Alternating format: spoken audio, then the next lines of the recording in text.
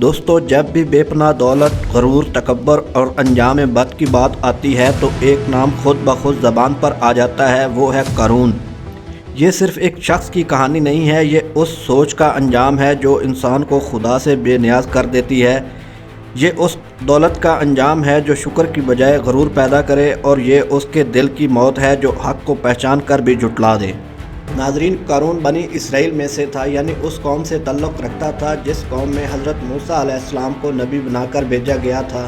روایتوں کے مطابق قارون حضرت موسیٰ علیہ السلام کا قریبی رشتہ دار تھا، اور بعض روایت کے مطابق آپ کا چچا زاد بھائی تھا۔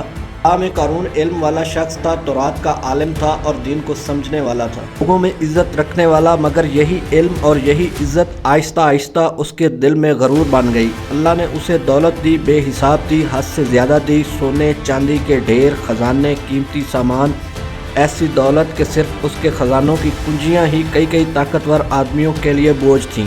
قارون کے پاس اتنا خزانہ تھا کہ اس کے خزانے کی چابیاں بھی کئی اونٹوں پر لادی ہوئی ہوتی تھیں۔ یہ دولت دراصل آزمائش تھی۔ قارون نے اسے اپنی کامیابی کا تمغہ سمجھ لیا۔ وہ کہنے لگا کہ یہ سب کچھ اس کے علم، عقل اور منصوبہ بندی کی وجہ سے ملا ہے۔ اس جملے میں شکر نہیں تھا، عاجزی نہیں تھی، بس انا تھی، اور یہی انا آہستہ آہستہ اسے اللہ سے دور اور لوگوں سے بلند کرتی چلی گئی۔ وہ دن آیا جب قارون اپنی پوری شان و شوکت کے ساتھ نکلا، قیمتی لباس، چمکتا سونا، خاتموں کی قطاریں، معاوضوں کا حصار۔ عام لوگ حسرت سے دیکھتے اور کہتے کاش ہمیں بھی ایسا نصیب مل جائے جیسا قارون کا ہے، مگر علم رکھنے والے جانتے تھے کہ یہ چمک دمک عارضی ہے، اور یہی چمک اکثر اندھیرا بن جاتی ہے۔ اس کا یہی غرور و تکبر دیکھ کر بنی اسرائیل کے نیک لوگوں نے اسے سمجھایا کہ یہ دنیا کا مال سب عارضی ہے، اللہ کے کاموں میں خرچ کرو، غریبوں پر خرچ کرو، آخرت کو نہ بھولو، غرور نہ کرو، کیونکہ اللہ تعالیٰ غرور کرنے والوں کو پسند نہیں کرتا۔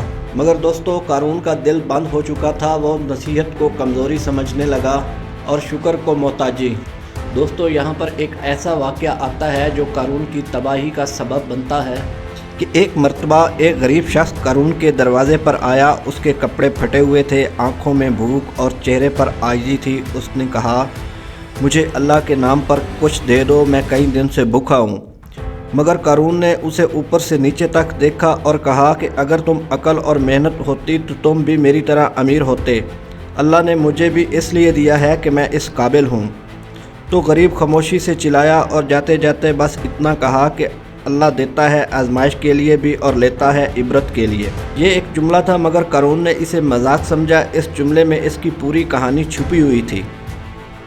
قارون نے حضرت موسیٰ علیہ السلام کے خلاف سازشیں کی، الزام تراشی کی، حتیٰ کہ حق کو بھی جھٹلا دیا، مگر وہ بدبخت یہ سمجھ بیٹھا تھا کہ اس کی دولت اسے ہر بڑے نقصان سے بچا لے گی۔ وہ بھول گیا تھا کہ جس زمین پر وہ اکڑ اکڑ کر چلتا ہے، وہ زمین بھی اللہ کے حکم ہی کی پابند ہے۔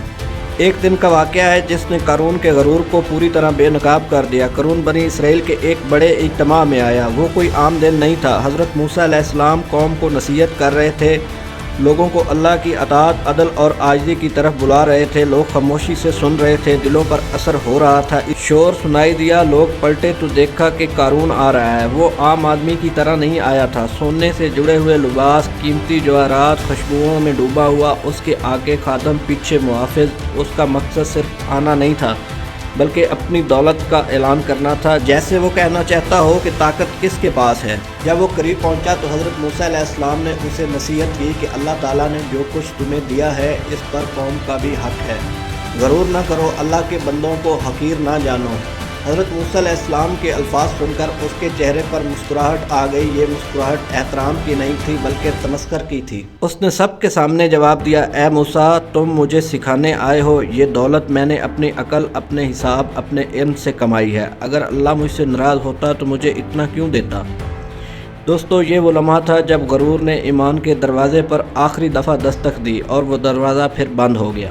اسی اجتماع میں ایک بوڑھا شخص کھڑا تھا، کمزور جسم، جھکی ہوئی کمر اور آنکھوں میں سچائی۔ آزمائش ہے، فخر کی چیز نہیں ہے۔